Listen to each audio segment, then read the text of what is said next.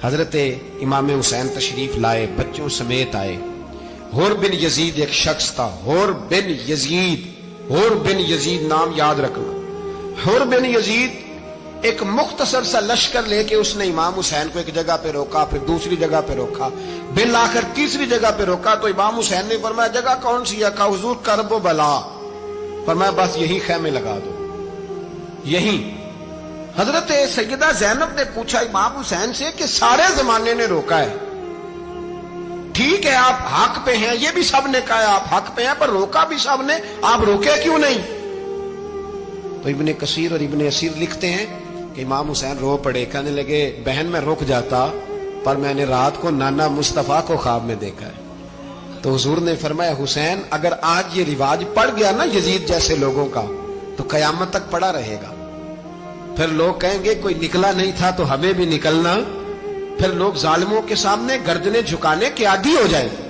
میں کہتا رہتا ہوں، کہہ رہا ہوں، کربلا کی جنگ کفر اسلام کی جنگ نہیں، کفر اسلام کی جنگ نہیں کربلا کی، کیونکہ یزید تو بڑا پکا نمازی تھا، خطبہ دیتا تھا وہ تو۔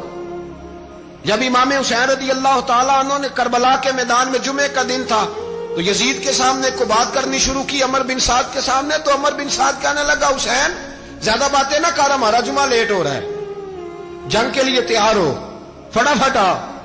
اہل بیت نبوت کو قتل کریں گے اور قتل کے بعد پھر نماز پڑھیں گے اور پھر کہیں گے اللہم صلی علی محمد وعلی آل محمد، اسی نماز میں پھر درود بھی پڑھیں گے۔ یہ کیسا مرتبہ ہے، کیسا انداز ہے، دوستی قاتل سے بھی مقتول سے یارانہ بھی۔ حور بن یزید امام حسین سے کہنے لگا مجھے حکم ہے آپ کو روکنے کا، آپ آگے نہیں جا سکتے۔ امام صاحب نے فرمایا وجہ؟ زمین اللہ کی ہے۔ اس نے کہا آپ بیعت نہیں کر رہے، یزید کی حالات آپ کے حق میں درست نہیں ہیں، آپ نہیں جائیں گے۔ امام روک گئے۔ ظہر کی نماز کا وقت ہوا تو حضرت علی اکبر امام حسین کے بڑے صاحبزادے انہوں نے اذان ظہر پڑھی تو حور بن یزید کے لشکر نے امام حسین کے پیچھے نماز ادا کی۔ کہا بھئی تم مقابلے میں آئے ہو، نماز پیچھے پڑھتے ہو؟ کہا حضور مقابلہ تو تلواروں سے کر رہے ہیں پر ہمارا دل تو مانتا ہے نا کہ مصطفیٰ کا نواسہ بڑی شان والا ہے۔ حور بن یزید نے 3 نمازیں لشکر سمیت امام حسین کے پیچھے پڑھی ہیں، 3 نمازیں، ظہر اثر اور مغرب۔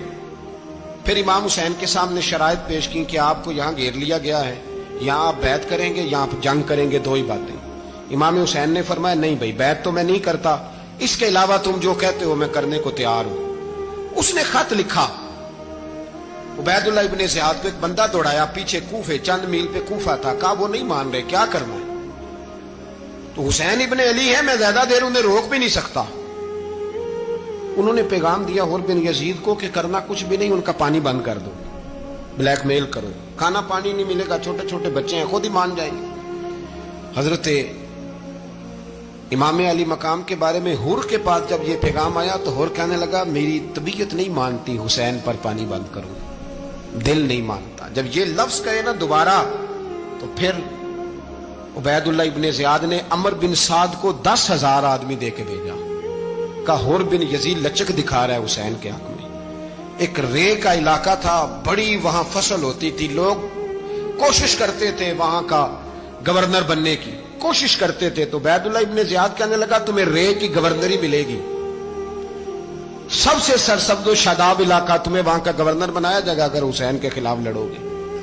یہ اتنی زبردست ہوتی ہیں گورنریاں کہ گورنریوں کے لیے لوگ نسل رسول کے خلاف بھی نکل آتے ہیں، یہ اتنی تگڑی ہوتی ہیں، اتنی جلدی وفاداریاں بدلتی ہیں۔ امام حسین کو روک لیا گیا، عمر بن سعد نے روک لیا۔ 1 محرم کو امام آئے، 7 محرم تا روکا گیا، 7 محرم کو پانی بند کر دیا۔ جانور پانی پیتے تھے، گھوڑے پیتے تھے، کتے پیتے تھے، لیکن مصطفیٰ کے گھرانے کو پانی پینے کی اجازت، 3 دن تک پانی بند رہا۔ 9 محرم کو عمر بن سعد نے اور لوگ بلائے۔ شمر ایک بڑا سخت آدمی تھا، سنگ دل بدبخت، جس نے حضرت علی اصغر کے گلے پر تیر مارا تھا، وہ اور لشکر لے کے آیا۔ رات کو کہنے لگا امام حسین رضی اللہ تعالیٰ عنہ سے کہ بس بڑا ہو گیا، یہ 9-10 محرم کی درمیانی رات، یہاں آپ جنگ کریں گے یا آپ بیعت کریں گے، 2 ہی باتیں۔ امام حسین اندر گئے، سیدہ زینب سے مشورہ کیا، باہر آئے، فرمایا بات وہی ہے جو پہلے دن والی ہے۔ او بھائی بچے ساتھ ہو، सहरा का इलाका हो, तपती हुई रेत हो, इतने कठिन और सख्त हालात, चारों जानब मौत ही मौत, दूर दूर तक अपनों का नामो निशान कोई नहीं, और अकेले फैसला करने वाले इमाम हुसैन, बाकी सारे बच्चे हैं या औरतें, सारे बड़े अकेले। इमाम हुसैन रज़ी अल्लाह ताला अन्हु ने फरमाया, भाई बैत तो मैं नहीं करता, बाकी जो तुम्हारा प्रोग्राम है। शिमर और इब्ने साद कहने लगे फिर जंग के लिए तैयार हो जाएं। क्या अंदाज है इमाम हुसैन का।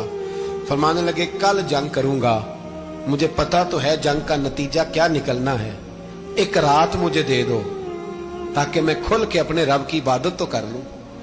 हुसैन ने जाना है, मुझे पता है कल रिजल्ट 72 और 22,000 का क्या एक रात मुझे दो, मैं मालिक से राज न्याज तो करूं, मैं गोया उससे पूछूं तो सही कि मालिक मेरे वालिद भी शहीद हैं, भाई भी शहीद हैं, नाना को भी दुखों में देखा है, तो अब मेरी बारी है, तो मालिक मैं हाजिर हूं, मुझे मौका तो दो, इसलिए कि मेरे नाना ने बदर में भी सारी रात इबादत की थी, सुबह मुझे मौका दो।